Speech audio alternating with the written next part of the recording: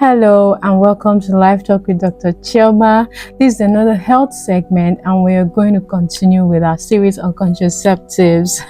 If you're watching this and you're not subscribed to this channel, please go down to the subscribe button and click that right now to be subscribed to this channel, okay?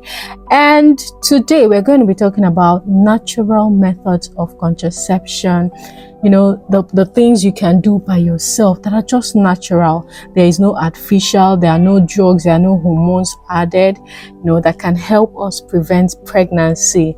So for these natural methods, you have to be aware. It's mostly fertility awareness, meaning that you have to know, you have to be aware of the times you're ovulating for these methods to work.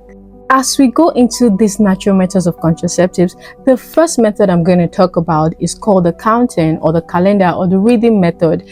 I've already described this extensively with examples in another video. Okay, I will put the link in the description box so you can go down to the description box right now and click the link, or you can check through the health segment of my YouTube videos and you will see that video and you understand exactly how the counting method works. So the second natural method is called the Billings method.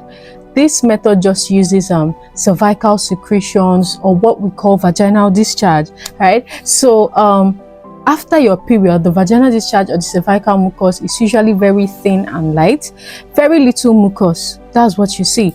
But as you're ovulating, you notice that this mucus, you know, gets bigger. It's much, it's clear, it's slippery, it's stretchy. Some people even describe it like egg white. So when you have a knowledge of this, meaning that, oh, when I'm ovulating, the cervical secretion or the vaginal discharge I have is going to be more like egg white. It's going to be slippery and stretchy. Then you're going to know that, okay, at this period I'm ovulating and I'm supposed to avoid sex so as not to get pregnant. Okay, so the next method is called the symptothermal. This method uses both your vaginal secretions or cervical secretions and your body temperature. The thing is that for you to get your basal body temperature, you have to measure your temperature at a particular time every day. And when you do that, you get what your normal is supposed to be. So what happens is that during ovulation, the temperature will go up together with those secretions we talked about earlier. And when you're not on your period, the temperature is normal. But the problem with this is that anything can cause your temperature to go up. You can be stressed and your temperature will go up. You can be ill. Just little environmental factors can make your temperature go up or go down. Cold environment, hot environment. So this method is not reliable at all. Okay, the next method is the lactational amenorrhea. That just means that when a person is breastfeeding, the person is not seeing their period or is not ovulating. So it just comes like when you're not seeing your period when you're breastfeeding. But for this to work as a contraceptive method, there are rules. First, you have to exclusively breastfeed. That means you're not giving formula and you're not using bottles. So the baby must be fed from the breast at every point in time. Okay, I don't know how possible that is at this time, but the baby must be put to breast every time the baby needs to feed. Secondly, you must not have seen your period at all and you must not have been ovulated. Then the third is that you must feed the baby, you must breastfeed at least every 4 hours during the day and every 6 hours at night. Remember, every 6 hours at night means you're putting the baby to breast. But remember something, so I want you to note that ovulation occurs before you see your period, so you can be fertile even before you see your period. So we should note that for period to occur, you must have ovulated, you must have released an egg. So if you've not seen your period, it's not a guarantee that you're not fertile.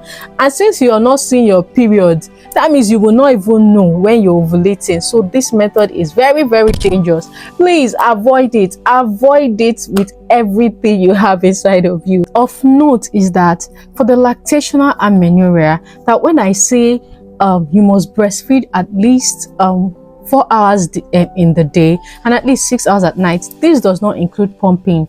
Pumping is not involved. It includes feeding the baby by the baby's mouth. So with the exclusion of pumping. That is the rule.